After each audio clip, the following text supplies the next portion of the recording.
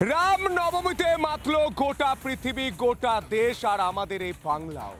রাম নবমীতে কোটি কোটি রাম ভক্ত রাস্তায় নেমে সনাতনী হিন্দুরা বললেন হিন্দু হিন্দু ভাই ভাই।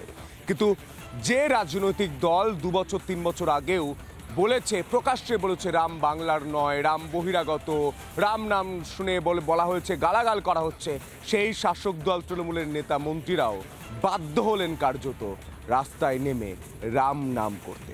আর তা নিয়ে আজ 4টা খবরে আমরা বিস্তারিত আলোচনা করব। সরাসরি স্টুডিওতে ফিরিয়ে দেবো আমাদের সহকর্মী মধুকল্পিতা রয়েছে। মধুকল্পিতা, খেলায় না পড়লে বেড়াল গাছে ওঠে না, আমরা গানে শুনেছি, আমরা ছবি দেখছি। একেবারেই সন্তু, এটাই তো সব থেকে বড় কথা যে রামের নামে এত জ্বালা, এত অ্যালার্জি ছিল এই রাজ্যের শাসক দলের, হঠাৎ করে সেই রামের নাম কেন জপ করতে হলো? এটা কি পুরোটাই আগামী 26-এর নির্বাচন, 2026-এর বিধানসভা নির্বাচন, সেই নির্বাচনকে পাখির চোখ করেই ময়দানে নামতে চাইছে তৃণমূল? কিন্তু তাতে আদৌ কি আখেরে লাভ হবে? এই নিয়ে কথা বলে নেব। এই মুহূর্তে আমাদের সঙ্গে সরাসরি রয়েছেন যে অতিথি রয়েছেন, বিজেপি নেতা রুদ্রনীল ঘোষ রয়েছেন। আপনাকে স্বাগত রিপাবলিক বাংলায়। সবার প্রথম একটাই প্রশ্ন আমার আপনার কাছে, যে রামের নামে এত ভয় ছিল তৃণমূলের, অর্থাৎ এ রাজ্যের শাসক দলের, সেই রাম নামই অবশেষে জপতে হলো এ রাজ্যের শাসক দল তৃণমূল কংগ্রেসকে। গতকাল আমরা দিনভর সেই ছবিটা দেখতে পেয়েছি বেশ কিছু জায়গায়। তৃণমূলের কিছু নেতা যারা একটা সময় রামের বিরোধিতা করেছিলেন, তারাই গতকাল রামের শরণাপন্ন হলো। পুরোটাই কি 26-এর ভোট ব্যাংককে সামনে রেখে? দেখুন, একদমই তাই। আমরা চাই এবং আমরা চেয়েছিলাম, বারবারই এসে বলেছিলাম যে হিন্দুত্ব সেটাকে বিপন্নতার দিকে নিয়ে চলে যাওয়া হচ্ছে। আমাদের সনাতন ধর্ম পালন, তার আচার অনুষ্ঠান করতে দেওয়া হচ্ছে না। কিছু অসাধু শক্তি, জেহাদি শক্তি, তারা মূর্তি ভাঙচুর করছে, আরো নানাবিধ খারাপ কাজ করছে। এবং এই ক্ষেত্রে বারবার আমরা অ্যাপিল করছিলাম যে ঝান্ডা রং ভুলে যেন সনাতনের পক্ষে কথা বলেন মানুষ।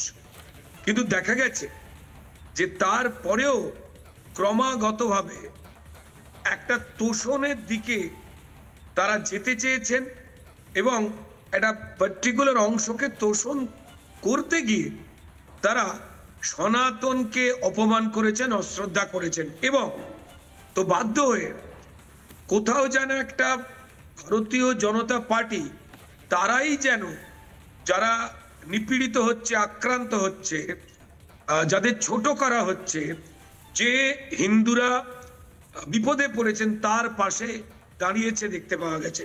দেখুন ভাই, নেচার ডেফিনেটলি আমরা হিন্দুত্বের কথা বলি, কিন্তু সেকুলারিজম মানে তোষণ নয়।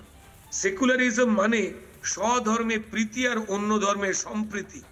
এটা আমরা বারবার বলবার পরেও যখন তারা শোনেননি, পশ্চিমবঙ্গের মানুষ তারা কিন্তু ভারতীয় জনতা পার্টির পক্ষে এসেছেন। মেজর সংখ্যের একটা মানুষ যারা এসেছেন তারা ভালোবেসে এসেছেন বিজেপির কাছে।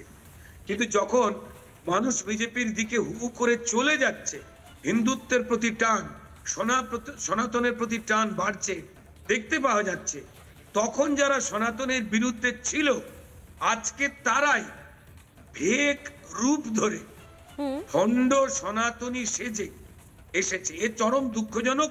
পশ্চিমবঙ্গের মানুষ কিন্তু হাসছে।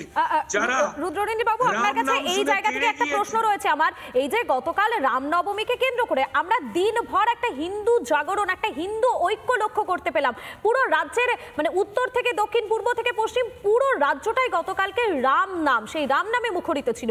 এই যে একটা হিন্দু ঐক্য, হিন্দুদের একটা ঐক্যবদ্ধ হওয়ার ছবি আমরা গতকাল দেখলাম, এটার কতটা প্রতিফলন আগামী 2026-এর নির্বাচনে পড়তে পারে বলে আপনার মনে হচ্ছে? দেখুন, অনেকটাই করতে পারে। আপনার সঙ্গে আমি কথা বলছি, আমাদের যারা দর্শকেরা দেখছেন, আমি এই মুহূর্তে কৃষ্ণনগরেই রয়েছি। কালকে সন্ধ্যেবেলা অবধি সারাদিন আমি এখানে ছিলাম। এত উন্মাদনা কৃষ্ণনগর শহরে আমি এখন রয়েছি। একটু পরেই আপনাদের সঙ্গে কথা বলে হয়তো বাড়ি ফিরবো। উন্মাদনা সারা পশ্চিমবঙ্গ জুড়ে রয়েছে। এবং তার আগে রাজ্য সরকার, তৃণমূল দল রাজ্য সরকারকে ব্যবহার করে, পুলিশকে ব্যবহার করে অশান্তি ঘটবে, এই অশান্তি ঘটলো বলে, এই অশান্তি ঘটে গেল বলে নানাবিধ চেষ্টা করেছে। বরং যারা সনাতনী রয়েছেন তাদের একটু ইচ্ছাকৃত করবে মাথা গরম করবার চেষ্টা করেছেন, কিন্তু যখন তারা দেখেছেন যে তারা ফেল করেছেন, তারা ক্রমাগত ফেল করছেন, তারা লন্ডনে গিয়ে ফেল করেছেন, তারা ওয়াকফের অশান্তি করাতে গিয়ে ফেল করেছেন, মুসলমান সমাজ, দরিদ্র মুসলমান সমাজ যে বুঝে গেল যে এটা মোদির উপকার, এটাকে ভুল বোঝাতে চেষ্টা করেছিল, ফেল করেছে, প্লাস কালকেও ফেল করেছেন। যখন তারা বুঝতে পেরেছেন যে মানুষ নেমে পড়বে, মানুষের উন্মাদনা বাড়ছে আর আটকানো যাওয়া যাচ্ছে না, শেষ মুহূর্তে তৃণমূল শাসক দল তারা ওই জগন্নাথ মন্দির যেমন দীঘায় বানিয়ে ওই ভোটটাকে টানবার চেষ্টা, বৃথা চেষ্টা, ঠিক তেমন কালকে তারা করেছেন। দেখুন, এতদিন ধরে সনাতনের বিরুদ্ধে কারা কথা বলছিলেন পশ্চিমবঙ্গের মানুষ বুঝে গেছে। এতদিন ধরে এত মূর্তি ভাঙা হচ্ছে, সরস্বতী পুজো বন্ধ করে দেওয়া হচ্ছে, দুর্গা পুজোতে বিসর্জন বন্ধ, ঢাকা বাজানো বন্ধ, আমাদের এই বর্ডার জেলাগুলোতে সেখানে ধর্মাচরণ বন্ধ, উলু দেওয়া বন্ধ।